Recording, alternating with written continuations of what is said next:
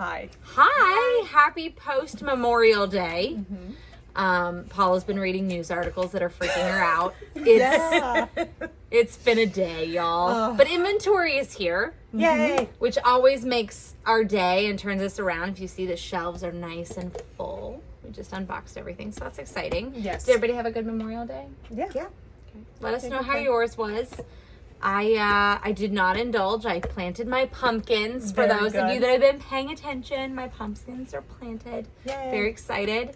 So get ready for the fall. I'm already thinking about that. And summer's just begun. Ta-da. So yeah, I think food-wise, compliant-wise, I didn't go to any parties. Did you go to any parties? I did not. We opened our pool this weekend, so we were home all weekend. And Work.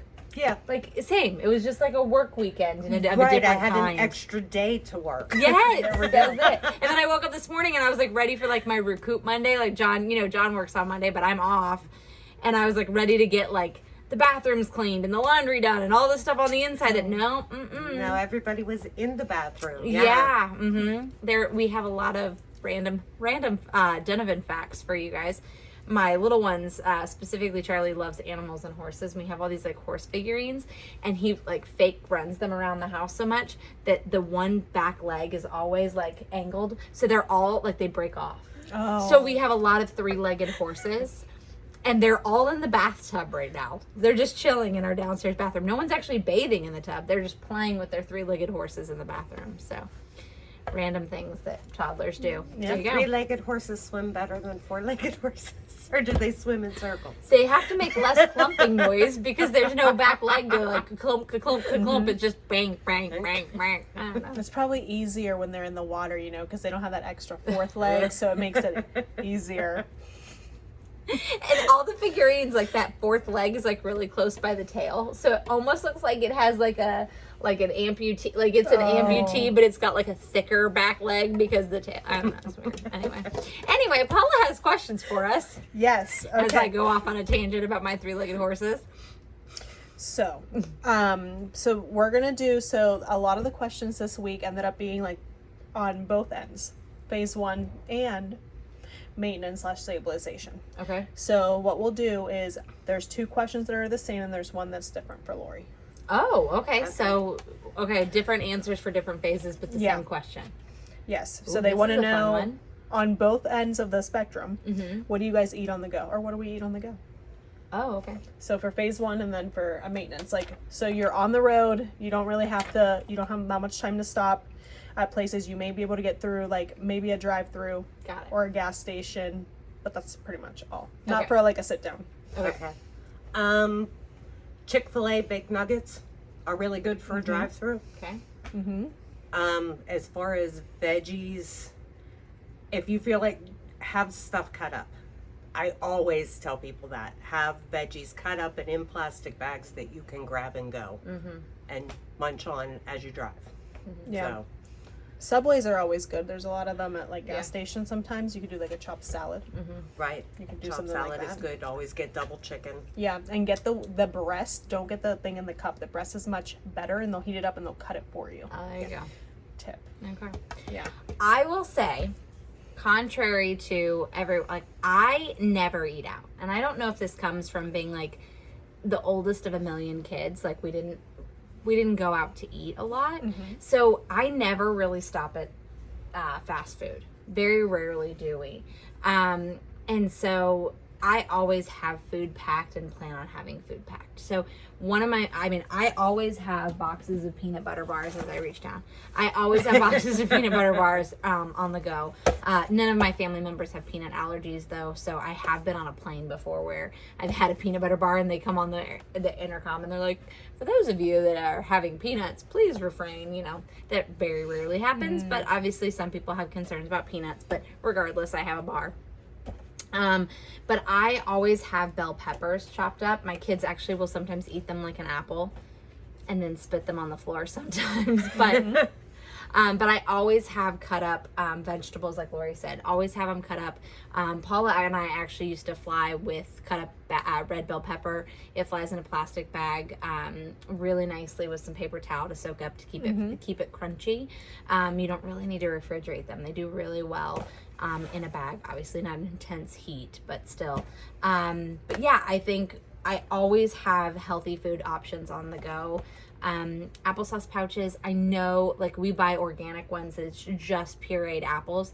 On maintenance and on alternate, apples are allowed. So having an applesauce pouch is not the worst thing in the world for you. So from a maintenance perspective, that's what I would do.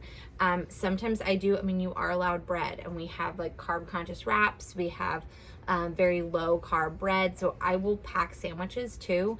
Again, you can have bread. You don't want to demonize the carbs. You don't have too much of anything. But I always pack where we go. I don't know if it's a toddler thing because they're just always hungry and they always need food. I've never left the house without. My child has not been a toddler for a long time, and I always pack Yeah, stuff like too. I don't. It's just a thing. Like, I always have food. I mean, obviously, you're gonna have the toddler goldfish and veggie straws and those kinds of things that are just simple. But yeah, I always have those kinds of. Those are my go-tos. I would say hard-boiled eggs. We hard-boil eggs I want to say half the time, every couple of days, like between myself, John, and the boys don't eat the yolks, so they'll eat the egg whites, and then there's a ball Of sunshine. a ball of sunshine that gets all over everything. But yes, we always have hard-boiled eggs, cut up vegetables, cucumbers, red bell peppers, or any colored peppers. Yeah, fruit, sandwiches. We are a snack carrying family, but it's the other variety of food, like Lori said, fruit. This weekend we traveled with cut up watermelon and grapes and blueberries. Right. I don't very think The that, chips always travel really well in Yeah, the car too. 'Cause absolutely. They don't melt at all. So. that's exactly it. Yeah, so it's always a good thing to have. But I always have a bag of snacks. I'm never hungry, you guys, ever. No, I that's think good. that I am craving and true hunger. I'm never hungry. I've always got stuff. I feel like I'm not as prepared as those two. I sometimes I'm like, oh crap, I don't have anything. I try to get home to eat, but if I can't get home, like, don't forget Sheetz always has like the hard-boiled eggs already in the packets, or any of the gas stations, honestly. A lot of them do in those little to-go things. And if you have to go to like a fast food place like McDonald's, Burger King, Wendy's, their side salad is usually pretty just greens and one cucumber, so that helps. It's sad, but it's it's there. sad, but Yeah. it's gonna fill you up till you get home. So there's always that option. You can always get the grilled. I always get like the grilled chicken sandwich and just eat the chicken. Sometimes at some place they'll just give you the fillet, and then if you get the side salad, that helps. And then McDonald's, for Happy Meals, they do give apple slices, and you can just ask them to buy the like if you're on maintenance and you need a fruit and McDonald's is the only option you got, you can ask to buy like the apple slices they give the kids for the Happy Meals. I think it's like, I don't know, 85 cents. I don't know. Okay. You can But- always do a burger without the bun too. Yeah, I mean, If worst comes to worst. right, you can modify a lot of different things as long as you're thinking you're building. Again, we've talked about this a million times. If you're building your base is protein and vegetables. So if you think of anything that you go to the store for, yes, in all of its togetherness, it's not good, but when you break it apart, there are good bits to everything. Exactly. So you can pick that apart. You can make something work, even if it's not a full thing, but it may be something to hold you over to stop you from doing something else until you can get home and have a proper meal. Right. Or you can just travel with a million snacks in a cooler. Yeah. Like I do keep in my car. I mean, I always keep a cooler in my car. And we don't go anywhere, even if it's just around the corner. Everybody has a Camelback with water. I have the toddler Camelbacks. I have my Camelback. I can't tell you how many Camelbacks I've lost over the years because I forget and leave them places. But we always have them. See, I'm not as prepared. I'm like, we got to get this. Okay. Okay, so this is like more of a phase 1 question. Okay. So a lot of Sorry. times Sorry. when eating out and you order food to come without sauce or to come without butter, it still shows up with sauce or butter. Is there any tips or tricks to avoid this mistake from happening? You can tell them that you're allergic to the sauces, that you need it plain. Yeah, that's really your best case scenario. Yeah. I actually once had a client who said the chef came out to talk to her and to inquire about the extent of her allergies when she used that excuse. So be forewarned that they may Yeah, take it that they very seriously, Yes. Yes, which is very kind of them. it is. It is, but and you will feel bad for lying to them, but you know. But it's It's not that big of a deal. It's not that big a deal. Technically, Dr. Right. Stein says it's not a lie because right now you are allergic to these things, and we are doing this medicine Yes, based. it's thing. causing an Right. inflammatory response. So we're not lying. By the way, I have found that, like, especially with salads, instead of saying no dressing, I always say dressing on the side. They always remember dressing on the side, but whenever you just say no dressing, sometimes it always That's comes a on good there. trick. Yeah. So just get it on the side and then get it out of the way. And you can try that with the sauces too. Ask them to have it on the side. Yeah. See if it works. Yeah. And with the steamed vegetables, I always am just like, I specify I want steamed vegetables, no butter or anything. I always say that, and it usually works. Yeah. But I am specific, no butter or anything, so they realize that I mean it, like steam, nothing else Yeah. on it. But as soon as you tell them you have a dairy allergy, they don't ever get the butter anywhere close. Right. There you go. Okay. Okay. So there's that, and then this is a tour again, Okay. like for both maintenance and phase one. How do you deal with peer pressure for drinking for both phase one and maintenance? Let's say you don't want to drink for this certain event on maintenance, and obviously on phase one we can't drink. So how do we deal with peer pressure? Volunteer to be the designated driver. That's a good one. Absolutely. Best way to get through it. Bake it. Fake I- it too. Yeah. Have a sparkling water with a lime in there and bake it. I think I'm my own worst enemy out of this. Like, I am not a sucker for peer pressure. I am too bossy for that. I don't like being told what to do. So if somebody peer pressures me to drink, I'm like, psh, I don't need you. I have no problem telling. So I think I'm my own worst enemy on that one. I don't think I really have, I succumb to that. I don't like the opportunity to be asked because I feel like then they're asking me more questions about it. So if I feel like if I already have a drink in my hand that looks like it, I don't get asked a thing. Yeah. So I feel like that's just easier. It doesn't have to come up. It's just what I'm having. Well, I think one of the things too, I've said this before, maybe if any of my clients are watching, they probably heard this. I think when you're educated as to why you can't drink on phase one or what the alcohol is doing to you on maintenance, you're more likely to be confident. If you're confident in your answer and say, no, I'm good, then people aren't going to peer pressure you as much as if you're like, I shouldn't. Right. Your answer can sometimes prompt those responses. That's and true. so I Yeah. think that if you're more confident, because a lot of times if you go into those situations, you want to drink, right? We're on phase one or maintenance or whatever, right? We really want to have that glass of wine or seltzer, and we know that we shouldn't. So we say no, but there's a hesitation there. Or even if there's not a hesitation and somebody says something, if your response to that person is, well, my coach Bree said I shouldn't have alcohol, they're going to be like, screw Bree, have the glass of wine, right? If that's your comeback, then it's going to be hard to continue to argue it because you don't really understand why.